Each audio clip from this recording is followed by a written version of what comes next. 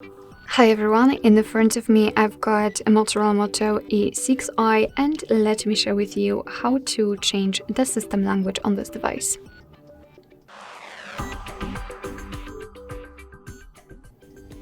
So first of all we have to enter the settings, so let's tap on them, and now let's scroll down to the very bottom to find the system. Now let's tap on languages and input and pick languages. And this is basically the list of all currently added languages. We've got only English, so let's tap on add a language. And here we've been transferred to the full list of available languages from which we can choose. So just find yours and tap on it, and let me pick maybe Dutch. You can pick the region, so let me just tap on this one.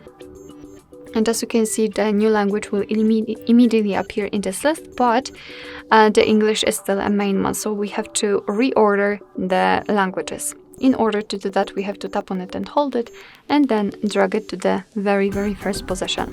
And as you can see, from now on, the whole system, the whole menu will be in the chosen language, in my case Dutch. So let me show it to you again. Tap on it, hold it, and drag it to the first position, so we will set English.